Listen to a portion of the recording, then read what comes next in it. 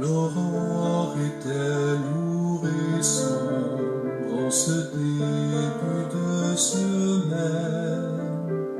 Les disciples étaient confus, déchirés par le chagrin. Leurs espoirs s'étaient envolés, leur expectative écrasée. Ils avaient cru que Christ serait roi, combien ils s'étaient trompés. Tant de questions perçaient leur cœur en marchant vers le tombeau. Puis leur chagrin dévasté par expliquer l'enjeu leur dit. Ressuscité, il n'est pas mort, ressuscité, comme il a dit, la mort est vaincue, le tombeau est vide, ressuscité. Il est sorti.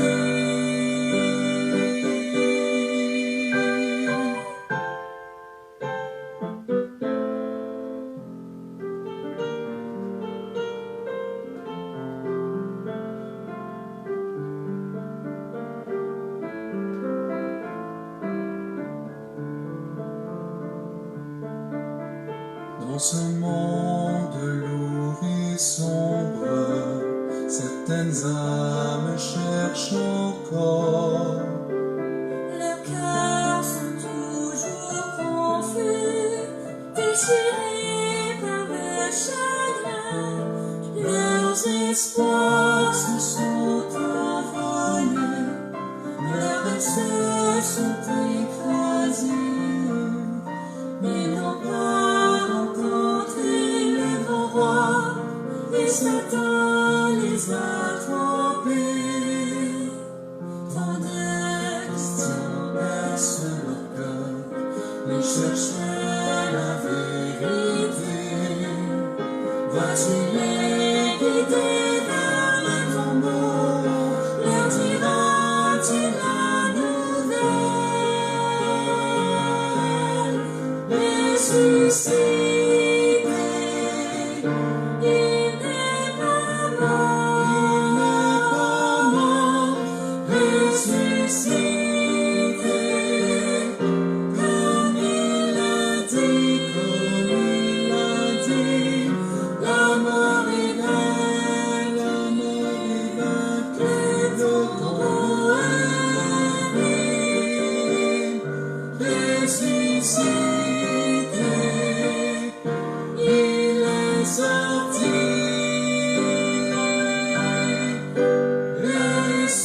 Ressuscité, il n'est pas mort, ressuscité, comme il a dit,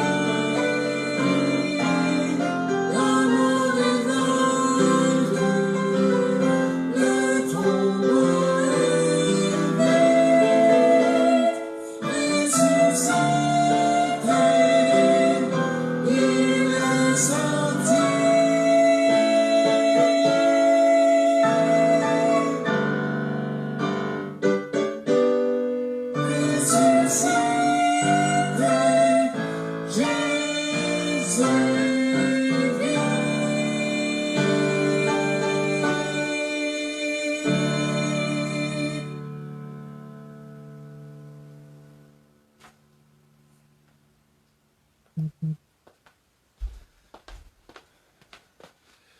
Bonsoir à chacun. Je suis le pasteur Jean Rousseau. Je suis ravi que vous preniez ce temps pour examiner ce soir le message de la parole de Dieu. Surtout lorsque c'est un message très important comme la question de l'intimité dans le couple. L'intimité dans le couple, l'intimité ou les relations sexuelles tel qu'enseigné dans les Écritures, tel qu'enseigné par le Dieu qui nous a créés et qui sait exactement ce qui est bon pour l'être humain. Ce soir, je vais vous inviter à tourner dans la première épître aux Corinthiens. La première épître aux Corinthiens pour découvrir ce message venant de Dieu, pour considérer ces vérités spirituelles pour le couple et pour nous guider à éviter les erreurs du siècle présent. 1 Corinthiens chapitre 7 à partir du verset 1 jusqu'au verset 9. 1 Corinthiens chapitre 7 au verset 1. L'apôtre Paul dit, « Pour ce qui concerne les choses au sujet desquelles vous m'avez écrit, » et nécessairement c'était l'Église qui avait contacté l'ouvrier pour apprendre la révélation de Dieu, « Je pense qu'il est bon pour l'homme de ne point toucher de femme. Toutefois, pour éviter la débauche. » Ici, c'est le mot pornéa, qui veut dire tout simplement une déviation sexuelle ou une corruption du plan divin. Se détourner de la volonté de Dieu. Donc, toutefois, pour éviter la débauche, pour éviter ce péché, que chacun ait sa femme, et que chaque femme ait son mari. Que le mari rende à sa femme ce qu'il doit, et que la femme agisse de même envers son mari. Ce n'est pas la femme qui dispose de son corps, c'est son mari. De même, ce n'est pas le mari qui dispose de son corps, c'est sa femme. Ne vous privez point l'un de l'autre, si ce n'est d'un commun accord pour un temps, afin de vaquer à la prière, puis retourner ensemble, de peur que Satan ne vous tente en raison de votre manque de maîtrise. Je dis cela par condescendance, je n'en fais pas un ordre. Je voudrais que tous les hommes soient comme moi, mais chacun tient de Dieu un don particulier, l'un d'une manière, l'autre d'une autre, donc il faut se soumettre à l'appel de Dieu, il faut suivre ce don de Dieu-là qu'il a donné à chacun. À ceux qui ne sont pas mariés et aux veuves, je dis qu'il aurait bon de rester comme moi. Mais s'ils manquent de maîtrise d'eux-mêmes, qu'ils se marient, car il vaut mieux se marier que de brûler. Ici, l'apôtre Paul, dans ce chapitre, enseigne concernant la question des couples chrétiens et des couples qui sont partiellement chrétiens. Des fois, un des deux conjoints dans le contexte n'est pas un croyant. Il décrit ainsi l'intimité souhaitée dans le couple. Il parle des problèmes et des victoires dans les couples et même des couples qui malheureusement vont rompre leurs vœux dans un monde tellement imparfait et maudit. Alors qu'il aborde la question de l'intimité sexuelle dans le couple, remarquez avant tout le cadre de la bénédiction de Dieu, le cadre de Dieu pour son Église. Nous débutons avec cette réalité du plan de Dieu pour les couples, son appel à la soumission à sa volonté, à vivre l'expérience de couple selon la révélation même de Dieu. Donc regardez ici avec moi le verset 1 et 2. On nous dit, pour ce qui concerne les choses au sujet desquelles vous m'avez écrit, je pense qu'il est bon pour l'homme de ne point toucher de femme. Et dans tout le chapitre, il y avait un contexte particulier et une période de persécution que Dieu avait révélée à l'apôtre Paul. Donc, il en parle ici et là des problèmes qu'il y aurait, des douleurs qui seraient expérimentées par ceux qui se marieraient alors que les persécutions s'en venaient. Il dit toutefois, pour éviter la débauche, pour éviter de devenir pervers ou de dévier sexuellement, d'être corrompu, que chacun ait sa femme et que chaque femme ait son mari. Maintenant, ce n'est pas tout à fait clair ici qu'est-ce qu'il veut dire. Mais regardez un peu plus loin, à partir du verset 7. Il dit, « Je voudrais que tous les hommes soient comme moi, mais chacun tient de Dieu un don particulier, l'un d'une manière, l'autre d'une autre. À ceux qui ne sont pas mariés et aux veuves, je dis qu'il est bon de rester comme moi. Mais s'ils manquent de maîtrise d'eux-mêmes, qu'ils se marient. Car il vaut mieux se marier pour assouvir nos besoins légitimement. Il vaut mieux se marier que de brûler. » Ici, l'apôtre Paul rend ça bien clair. Il y a deux options. pour celui qui nécessairement n'a pas le don de célibat, n'est pas appelé à rester seul, n'a pas la grâce de Dieu à cet égard, il y a soit l'option de s'en aller puis d'avoir des relations hors mariage, qu'il appelle de la débauche, et le restant des Écritures confirme cela. Une perversion, une corruption du plan de Dieu, ou bien non de se marier dans le plan de Dieu et de pouvoir être satisfait selon la volonté de Dieu et selon son appel. Tout le contexte du passage confirme ce cadre de la volonté de Dieu, que le mariage est nécessaire pour que les relations intimes dans le couple soient bénies de Dieu et fassent partie du plan de Dieu. Dans 1 Corinthiens chapitre 7, juste un peu plus loin, il dit ainsi: celui qui marie sa fille, donc l'autorité parentale à cette époque-là, fait bien. Et celui qui ne la marie pas, fait mieux. Une femme est liée aussi longtemps que son mari est vivant, mais si le mari meurt, elle est libre de se marier. Donc tout le contexte nous parle de ce cadre-là, de ce standard-là de Dieu pour avoir des relations intimes, des relations sexuelles. Ça prend l'engagement du mariage.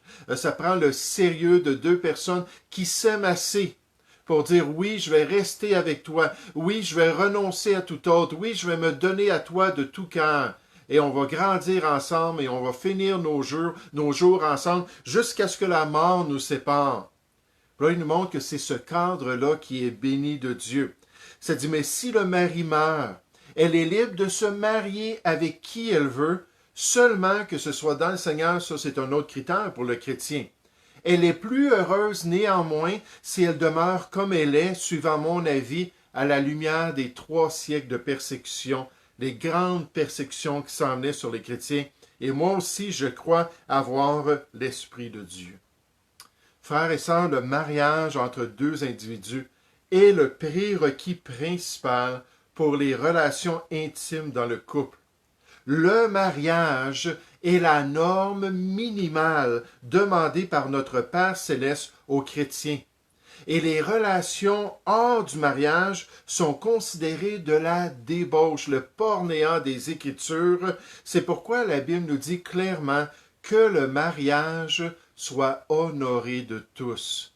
Tous les chrétiens devraient passer par le mariage. Tous les chrétiens devraient honorer ce cadre-là. Tous les enfants de Dieu devraient respecter cet engagement-là, ce sérieux-là d'un amour durable envers son conjoint, en allant devant des témoins devant Dieu pour concrétiser ce mariage-là, que le mariage soit honoré de tous et le lit conjugal exempt de souillure, car Dieu jugera les débauchés.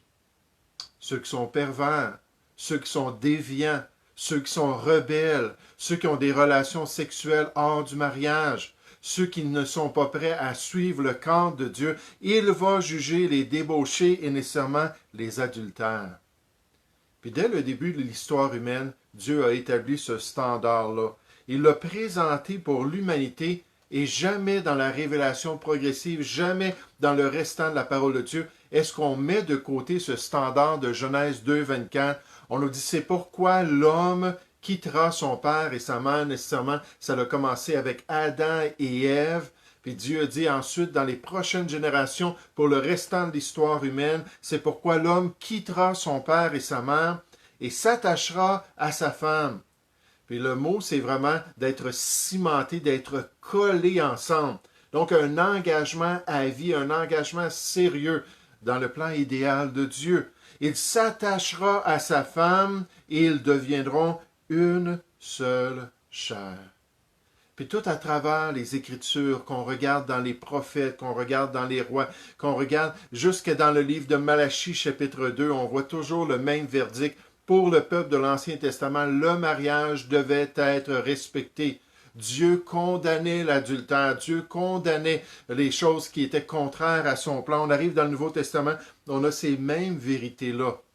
En fait, même les apôtres devaient respecter ce cadre-là pour être en accord avec la volonté de Dieu et pour pouvoir être un modèle pour l'Église de Jésus-Christ. Paul parlant de lui-même, il était célibataire, mais il dit « N'avons-nous pas le droit de mener avec nous une sœur qui soit notre femme ?»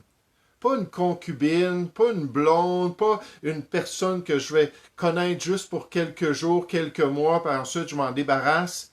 Non, quelqu'un envers lequel je vais m'engager, je vais la prendre pour qu'elle soit ma femme, et dit comme font les autres apôtres et les frères du Seigneur, et s'effacent, parce que c'est comme ça qu'ils allaient honorer le plan de Dieu. Et les dirigeants dans l'Église devaient de même être irréprochables, irrépréhensibles envers cela. On nous dit dans les qualifications pastorales, il faut donc que l'évêque soit irréprochable, mari d'une seule femme. Donc, dans le plan parfait de Dieu pour un dirigeant dans l'Église, qu'il soit marié, mari d'une seule femme, ça va être le modèle pour les gens. Ça va être le modèle pour les guider dans les voies de Dieu. Sobre, modéré, réglé dans sa conduite, hospitalier, propre à l'enseignement. Je me souviens, lorsque j'étais un jeune chrétien, j'avais eu le désir d'aller témoigner à mon grand-père Roy.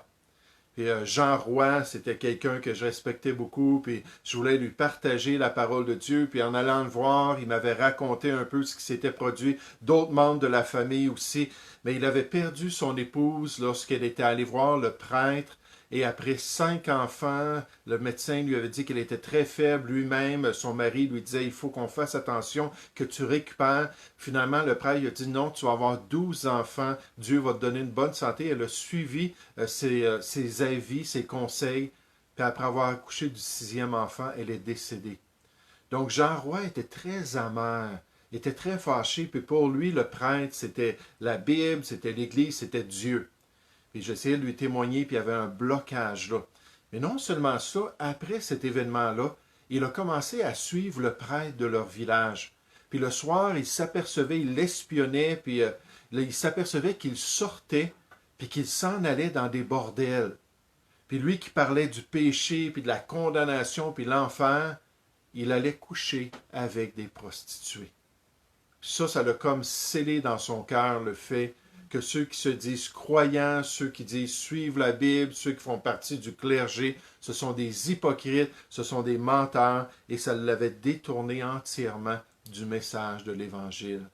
Et donc, les dirigeants ont cette responsabilité d'être irrépréhensibles. Puis l'Église, en général, devrait être un modèle pour le monde. Quand les gens du monde regardent les chrétiens, ils devraient voir le modèle du plan de Dieu pour l'humanité. Le mariage, en passant, n'a pas été donné à l'Église, il a été donné à l'humanité.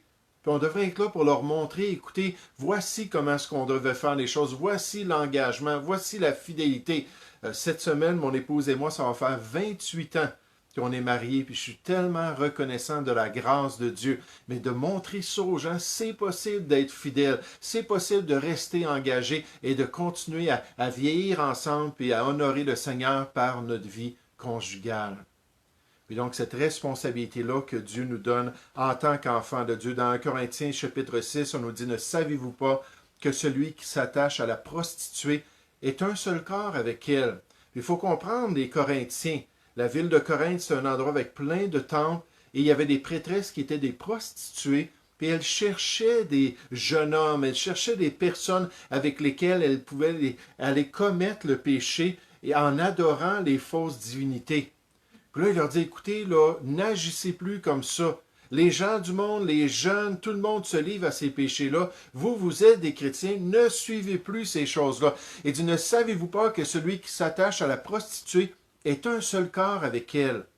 Car est-il dit, les deux deviendront une seule chair. Donc à Corinthe, des millénaires plus tard, on ramène la vérité de Genèse 2, 24. On s'attache à sa femme, on devient une seule chair. Ben, si on couche avec quelqu'un, comme si on était marié avec, mais c'est la même perversion là, du plan parfait de Dieu, la corruption du plan parfait de Dieu. Mais on nous dit, mais celui qui s'attache au Seigneur est avec lui un seul esprit. Fuyez la débauche. Fuyez les relations hors mariage. Fuyez pour ceux qui sont mariés les relations en dehors de vos vœux, les relations adultères, toutes ces perversions sexuelles-là. On nous dit quel autre péché qu'un homme commet, ce péché est hors du corps, mais celui qui se livre à la débauche pêche contre son propre corps. Puis juste avant, dans 1 Corinthiens 6, on nous dit que notre corps est pour le Seigneur. C'est un outil, ce sont des membres de justice qui devraient être consacrés à Dieu pour l'accomplissement de la volonté de Dieu. Vous savez, ça n'a jamais changé, même dans l'Ancien Testament. On avait des règles concernant les relations. Puis les Juifs le savaient fort bien qu'on commence nos relations après s'être mariés. Comme Marie, Joseph et Marie, vous vous rappelez que Joseph l'a connu, mais seulement après s'être marié, puis en plus après qu'elle ait accouché d'un enfant qui était très spécial. Un enfant qui était le produit du miracle de Dieu. Mais c'était comme ça qu'on devait faire ça. S'il arrivait une situation, on nous dit, si un homme rencontre une jeune fille vierge non fiancée, lui fait violence et couche avec elle, qu'on vienne à les surprendre. L'homme qui aura couché avec elle donnera au père de la jeune fille 50 cycles d'argent. Et parce qu'il l'a déshonorée, il la prendra pour femme. T'as voulu te comporter comme son mari, t'as voulu bénéficier de son corps, t'as voulu avoir cette relation intime avec elle, mais prends-la pour ta femme parce qu'elle est rendue ta femme. Puis en plus de ça, on nous dit, et il ne pourra la renvoyer tant qu'il vivra. Alors ce standard-là pour le chrétien, pour l'Église comme modèle, ce standard-là du mariage pour justifier des relations intimes. Puis un chrétien qui n'observe pas ce cadre, un chrétien qui ne suit pas cet ordre-là, qui n'accepte pas ce standard-là établi par Dieu, devrait être mis en discipline dans l'Église de Jésus-Christ. Si on sait que quelqu'un qui est au milieu de nous, si on sait que quelqu'un qui vient à l'Assemblée, quelqu'un qui est membre, il y a des contextes, des fois les pasteurs vont prendre un certain temps là, pour travailler avec la personne, puis aider la personne à connaître la volonté de Dieu, puis à connaître l'Évangile de Jésus-Christ. Est-ce qu'il est sauvé? Est-ce qu'il n'est pas sauvé? Il y a toutes sortes de situations. Mais quelqu'un qui est clairement sauvé, qui se dit chrétien, qui se dit suivre le Seigneur, et qui est dans la débauche, il devrait être discipliné. Et on devrait agir contre ce péché. Dans 1 Corinthiens chapitre 5, on nous dit « Je vous ai écrit dans ma lettre de ne pas avoir de relation avec les impudiques ou les débauchés. » Non pas d'une manière absolue avec les impudiques de ce monde, ou avec les cupides, les ravissants, ou avec les idolâtres. Autrement, il faudrait sortir du monde. Maintenant, ce que je vous ai écrit, c'est de ne pas avoir de relation avec quelqu'un qui se nommant frère. Oh là, la barre vient d'être élevée. Le standard est plus exigeant parce que c'est quelqu'un qui se dit chrétien, quelqu'un qui se dit frère et qui est impudique ou débauché, qui couche avec des femmes, qui couche avec des hommes, qui n'a aucun égard pour le cadre du mariage. On dit, si c'est quelqu'un comme ça dans votre assemblée, ou quelqu'un qui est cupide, ou idolâtre, ou outrageux, ou ivrogne, ou ravissant, on nous dit de ne même pas manger avec un tel homme. Puis ultimement, alors qu'on travaille avec cette personne-là, puis si on la met en discipline, l'objectif, c'est que cette personne-là se repente et se mette en règle, mais sinon, la Bible nous dit d'ôter le méchant du milieu de vous. Puis il faut faire partir les gens qui sont en concubinage, les gens qui sont dans le péché, qui sont au milieu de nous, s'ils ne veulent pas se mettre en règle avec le Seigneur. Je me souviens, lorsque j'étais un jeune chrétien, mon pasteur avait témoigné à un couple qui avait commencé à venir à l'église. Je pense que c'était le frère du mari, le frère de cet homme-là qui avait connu le Seigneur, les avait invités. Puis ils avaient commencé à venir à l'assemblée, puis le pasteur faisait des études avec eux, puis ça n'a pas été long qu'il a abordé la question de la débauche, juste comme un exemple d'un péché. Un péché qui est grave aux yeux de Dieu. Dieu jugera, il promet, les débauchés et les adultères. Puis quand ils ont entendu cela, ils étaient vraiment bien disposés, ils étaient vraiment là, très, très sensibles à l'Évangile. Ils voulaient mettre leur foi en Jésus-Christ, ils voulaient apprendre la parole de Dieu, puis avoir la paix que leurs frères avaient. Puis quand ils ont entendu ça, ils ont dit « Qu'est-ce qu'on doit faire? » Puis le pasteur a dit « Moi, je vous suggère de vous séparer. » Puis d'aller, toi, tu pourrais aller vivre chez telle et telle personne, puis juste en attendant que vous sachiez quelle est la volonté de Dieu pour votre vie, que vous puissiez ne plus coucher ensemble et être séparés. Et ils ont accepté. C'était un beau fruit digne de la repentance. Quelque temps après, ils se sont repentis, ils ont cru en Jésus-Christ, ils ont été sauvés, Puis ensuite, ils se sont mariés bibliquement pour pouvoir commencer une vie de couple qui est en accord avec la volonté de Dieu. Puis quelle grâce du Seigneur, puis quelle merveille de l'œuvre de Dieu dans la vie, le cadre du mariage comme justification des relations sexuelles. Un cadre qui est nécessaire, un cadre que Dieu lui-même a établi pour l'être humain. Mais remarquez de même dans notre passage l'amour ou l'altruisme dans les relations de couple. L'amour ou l'altruisme dans les relations de couple. Puis ça, c'est pas étonnant d'après les Écritures. Le fait que tout ce que le chrétien accomplit, incluant ses relations intimes, ses relations sexuelles, doit être fait avec le bon esprit et la bonne motivation. Dans 1 Corinthiens 16, au verset 14, on nous dit que tout ce que vous faites, incluant votre vie conjugale et votre vie intime de couple, se fasse avec amour. Ce qui est merveilleux avec l'amour biblique, ce verbe d'action-là, c'est un verbe de considération, c'est un verbe d'évaluation de la préciosité des autres. Puis quand on pense aux relations intimes, aux relations conjugales, on pense aux besoins de notre conjoint, on pense au désir d'être une bénédiction pour cette personne-là. La parole spécifie que le vrai amour ne fait point de mal au prochain. Donc, va toujours rechercher le bien. Et loin de là, au contraire, la Bible nous dit, l'amour est patient. L'amour est plein de bonté. L'amour n'est point envieux. L'amour ne se vante point, il ne s'enfle point d'orgueil. Il ne fait rien de malhonnête. Il ne cherche point son intérêt. Il ne s'irrite point. Il ne soupçonne point le mal. Il ne se réjouit point de l'injustice, mais il se réjouit de la vérité. Il excuse tout. Il croit tout. Il espère tout. Il supporte tout. L'amour ne périt jamais. Et c'est avec cet amour-là que les relations intimes doivent être gérées. Regardez dans notre passage encore au verset 1. L'apôtre Paul dit, « Pour ce qui concerne les choses au sujet desquelles vous m'avez écrit, je pense qu'il est bon pour l'homme de ne point toucher de femme. Toutefois, pour éviter la débauche, que chacun ait sa femme et que chaque femme ait son mari. Que le mari rende à sa femme ce qu'il doit. » Et dans l'Ancien Testament, dans le livre d'Exode, chapitre 21, on appelle ça le droit conjugal. Une fois qu'on s'est engagé ensemble, une fois qu'on a débuté notre vie de couple, c'est un droit pour chaque conjoint, un droit de recevoir de son conjoint ce qui est nécessaire, que le mari rende à sa femme ce qu'il lui doit, et que la femme agisse de même envers son mari. Ce n'est pas la femme qui dispose de son corps, c'est son mari. De même, ce n'est pas le mari qui dispose de son corps, c'est sa femme. En d'autres mots, le corps du mari est un instrument pour l'épouse, le corps de l'épouse est un instrument pour l'époux. Ne vous privez point l'un de l'autre, c'est un impératif ici, si ce n'est d'un commun accord pour un temps, afin de vaquer à la prière s'il y a des circonstances exceptionnelles, s'il y a des besoins spirituels particuliers, puis retournez ensemble, de peur que Satan ne vous tente en raison de votre manque de maîtrise de soi.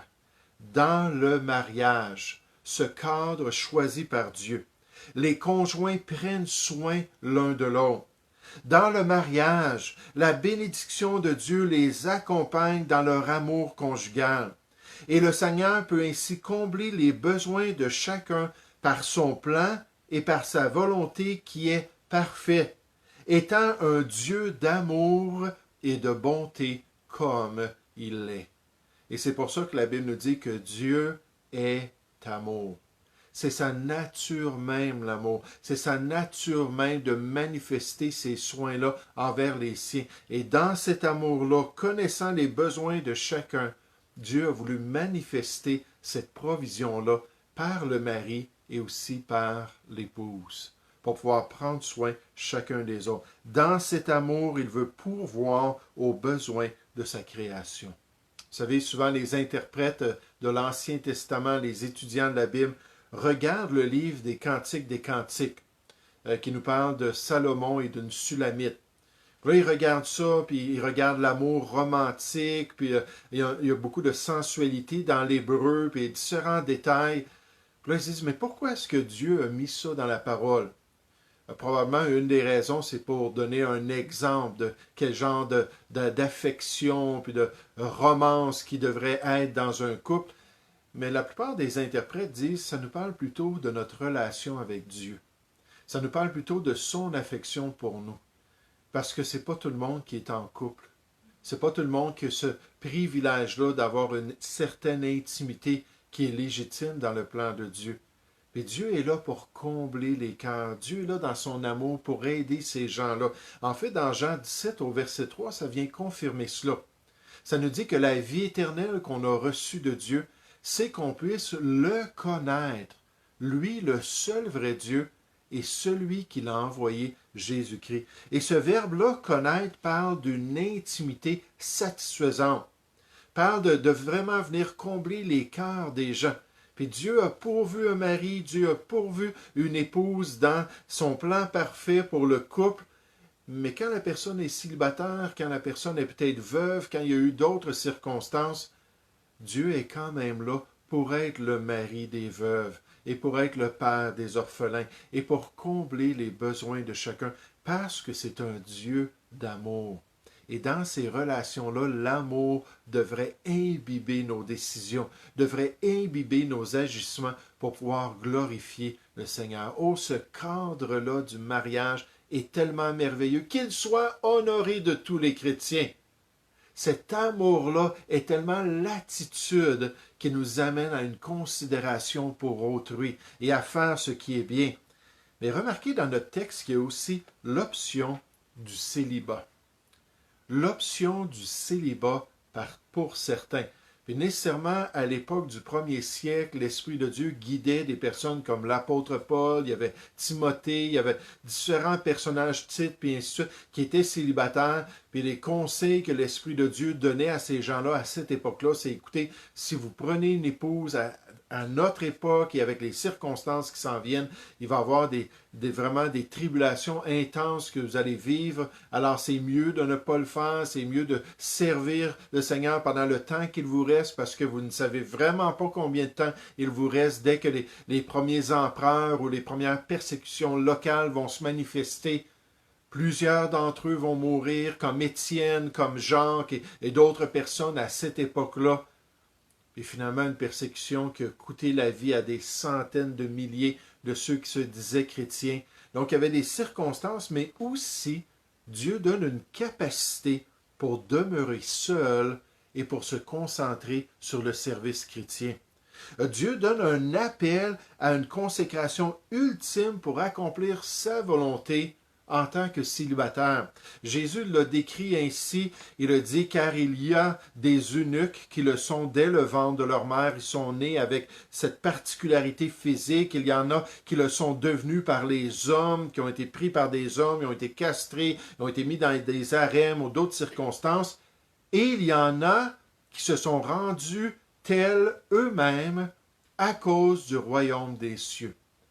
Là, Jésus parle de ceux qui ont découvert ce don-là de Dieu, ceux qui ont compris l'appel du Seigneur, ceux qui ont saisi qu'effectivement ils pouvaient vivre toute leur vie seuls et qui saisissent cette grâce-là pour se concentrer sur la volonté de Dieu. Jésus, en parlant du mariage dans Matthieu 19, en répondant à ces chefs religieux-là, termine cette section-là en disant que celui qui peut comprendre, comprenne.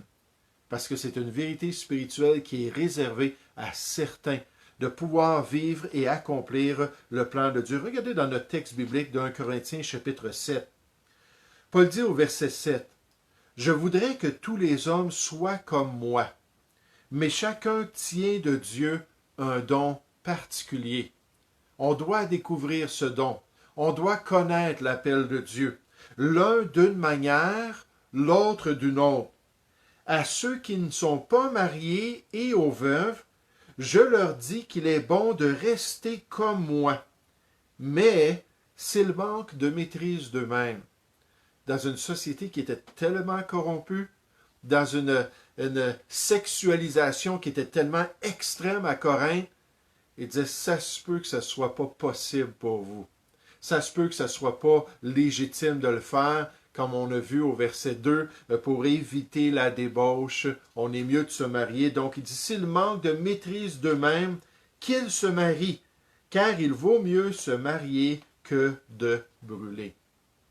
Et l'apôtre Paul, à travers le chapitre, en parle. Au verset 32, il dit, « Or, je voudrais que vous fussiez sans inquiétude.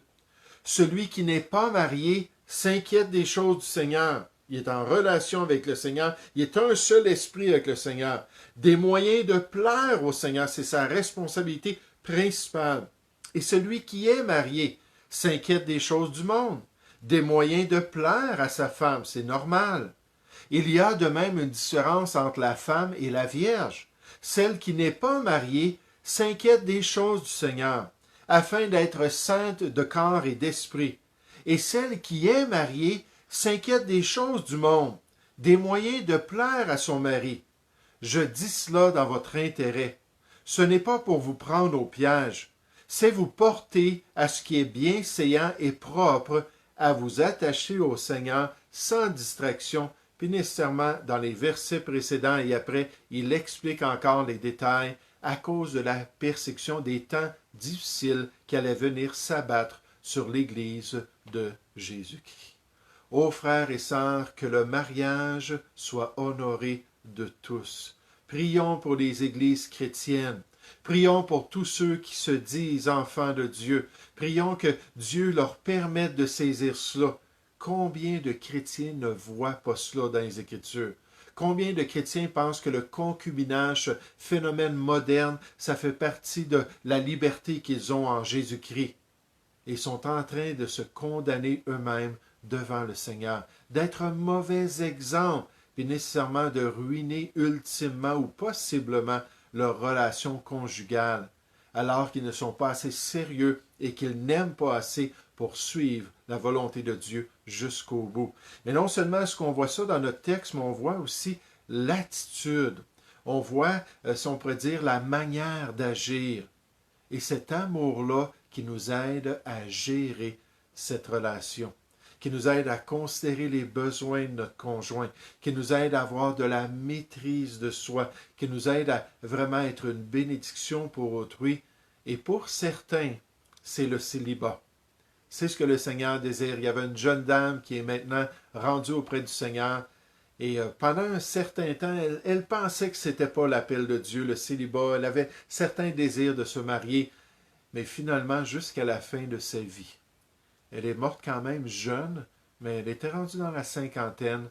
Jusqu'à la fin de sa vie, Dieu n'a pas permis qu'elle se soit mariée. Et elle est restée célibataire, elle a servi le Seigneur, et elle l'a glorifié selon le plan de Dieu. Mais que chacun de nous, on puisse apprendre de Dieu quel est ce don, quel est cet appel-là, et qu'on puisse le glorifier dans notre vie. Que ce soit dans des aspects pratiques comme des relations intimes, que ce soit comme une marche pratique auprès du monde, au travail ou dans n'importe quel niveau de relation, que le Seigneur nous permette de le glorifier en toutes choses. Et que tout ce qu'on fasse se fasse avec cet amour-là. Un amour qui glorifie le Dieu d'amour. Je voulais juste en profiter pour mentionner qu'on n'aura plus les samedis soirs notre temps de prière ensemble. Juste pour reprendre l'habitude, les réunions, ça s'en vient bientôt, d'ici quelques semaines, Dieu voulant. On va avoir le temps de prière les mercredis soirs, comme anciennement lorsqu'on se rencontrait physiquement. Donc, après les prédications virtuelles, on va prendre ce temps-là dans la prière, puis que le Seigneur puisse vous donner un bon restant de semaine et vous encourager dans ses voies. Que Dieu vous bénisse.